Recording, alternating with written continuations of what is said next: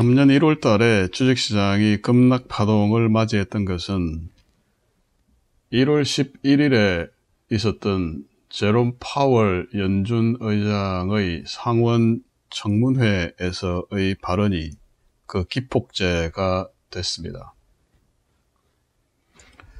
원래 제롬 파월 의장이나 연준은 코로나 팬데믹으로 발생했던 실업, 1700만이 넘는 실업자, 그 문제 해결에 집중을 해왔죠.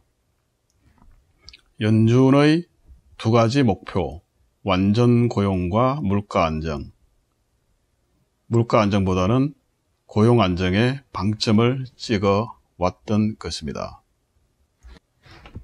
그런데 미국의 국회의원들, 특히 공화당 중심으로 국회의원들이 최근 급등하고 있는 물가에 대해서 문제를 제기하니까 파월 의장이 이제 우리도 포커스를 고용시장에서 물가 안정으로 바꿨다라고 이야기를 했습니다. 바로 그것이 여기에 나타나 있는 것이죠. 많은 사람들이 여전히 고용시장에 참여하지 않고 있고 그게 단기간 해결되지는 않을 것이다. 시간이 걸릴 것이다. 그렇지만 또 장기적 안목에서 굉장히 견실한, 견조한 노동시장을 갖기 위해서는 물가 안정이 필요하다. 왜냐하면 물가가 안정돼야지만이 to get a long expansion, 경제의 장기 성장이 가능하기 때문이다. 이렇게 이야기를 했죠. 아주 바람직한 의견의 선회입니다. 물론 이로 인해서 시장은 엄청나게 타격을 받았지만요. 그러면 앞으로 고용시장 상황이 급변동을 하면 당연히 연준의 입장도 바뀔 수 있습니다. 그러니까 굉장히 호키시한 입장, 금리를 급격하게 올릴 그런 입장에서 금리 인상 스탠스를 다소 누그러뜨릴 수도 있는 것이죠. 자, 그런데 오늘 미국 고용 지표가 발표가 됐습니다. 오늘 미국 고용 지표가 사람들의 관심을 끌었던 것은 지난 1월 달에 발표되었던 지표, 그러니까 12월 달 고용 지표죠. 그 지표는 서베이를 하는데 그 조사 시점이 12월 중순입니다. 그런데 이 오미크론은 12월 중순 이후에 급격하게 번졌거든요. 그러니까 오미크론이 미국 경제에 어떤 영향을 미칠지 그것까지를 그 지표가 담아내지 못했던 거죠. 그래서 사실 1월달 지표가 어떻게 나올까 굉장히 초조하게 관심을 가지고 지켜보고 있었고요. 그 지표가 오늘 아침에 나온 것입니다. 헤드라인은 1월달에 고용이 46만 7천 개가 증가했다는 것입니다. 자, 고용시장이 생각보다 강하다는 이야기죠. 시장이 예측했던 것은 12만 5천 개였어요. 그런데 생각보다 훨씬 높은 46만 7천 개가 나왔다. 보다 또 중요한 게 12월 달에 고용은 보신 분은 아시겠지만 50만 개 정도 예상을 했었는데 그때 이것보다 훨씬 적게 나왔었죠. 20몇만 개 나왔던 것으로 기억이 되는데 근데 그 추후에 다시 조사를 해봤더니 12월 달에 51만 개가 증가했다는 것입니다. 이번 달에도 46만 개가 증가했다는 것이에요. 무슨 말입니까? 오미크론이 영향을 거의 주지 못했다라는 것입니다. 그러면 선생님, 실업률은 올랐잖아요. 3.9%에서 4%로 실업률이 올랐잖아요. 이것은 고용시장이 안 좋아진 것 아닌가요? 그렇게 의문을 당연히 제기하실 수 있습니다. 그렇지 않다는 겁니다. 결론은. 자, 실업자 숫자를 보시면 코로나가 한창일 때, 그러니까 피크를 이룰 때, 재작년 4월 달에 실업자가 무려 1,700만 명으로 증가했었죠. 그러다가 경제가 리오프닝 하면서 급격하게 실업자 수가 떨어집니다. 쭉 떨어지고 그 바닥을 일단 단기적인 바닥인데 12월 달에 봤던 거죠. 그러니까 50만 명 아래로 떨어졌죠. 그러다 이번 달에 조금 늘었습니다. 68만 7천 명으로 늘었다는 거죠. 실업자 수는 조금 느니까 실업률이 약간 올랐습니다. 여기 보시면 people are not in the labor force인데 취업을 포기했던 사람들 숫자가 어떻습니까? 급격하게 늘었다가 그러니까 경제활동 참가율이 굉장히 굉장히 낮아졌다가 점차 이게 높아지고 있죠.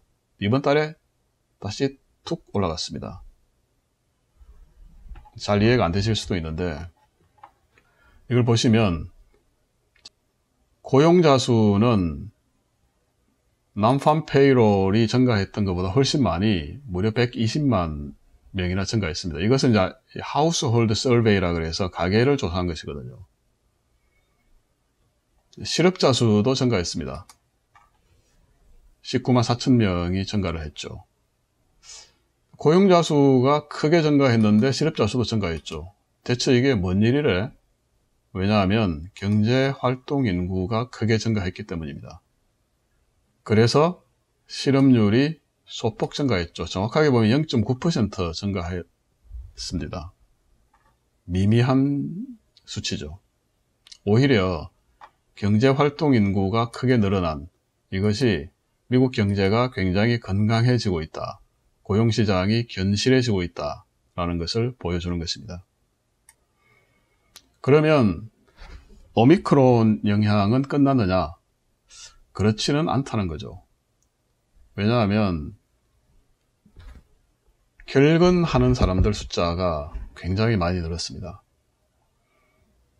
원래도 결근하는 사람 숫자는 100만 명 안팎 정도 됐었는데 코로나 때문에 200만 명 선까지 증가하고 그러다가 이제 쭉 하락하다가 델타 때문에 증가하고 이번에 오미크론 때문에 확 증가했죠. 무려 360만 명으로 증가했습니다.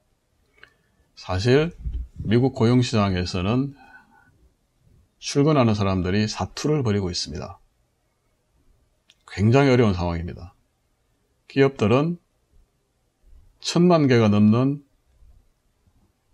잡 포스팅을 냈는데도 일자리를 채우지 못해서 굉장히 힘들어하고 있습니다. 그런데도 미국 경제 자체는 굉장히 강합니다. 오미크론이 오든 뭐가 오든 영향을 안 받습니다. 특히 오미크론은 이게 걸려도 증상이 경미하고 병원까지 가지 않으니까 마스크를 쓰게 했던 학교들이나 직장들도 이제 마스크를 다 벗게 하고 있습니다. 그리고 온라인으로 갔던 직장들도 대부분 다 다시 오프라인, 인펄슨으로 되도록 하고 있습니다. 또 한 가지 포인트를 주목해야 되는데 그러면 어떤 분야에서 고용이 가장 많이 늘었느냐? 리저 앤 하스피탈리티라는 거죠. 여행 호텔 업종이죠. 여행 호텔 업종은 코로나 팬데믹이 왔을 때 가장 크게 충격을 받는 업종이지 않습니까? 이 업종에 고용이 급증했다는 것은 일단 첫 번째, 오미크론의 위협을 크게 보지 않는다. 두 번째, 오미크론의 위협이 다소 있더라도 이제는 일을 해서 돈을 벌어야 된다.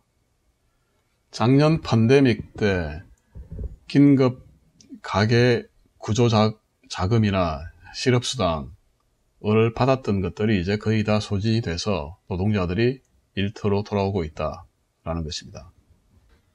또 한 가지, 평균 시급인데요. 지난달 평균 시급 대비 이번 달 평균 시급, 그러니까 지난달에 평균 시급이 0.5% 늘었는데 이번 달에는 0.7% 늘었습니다.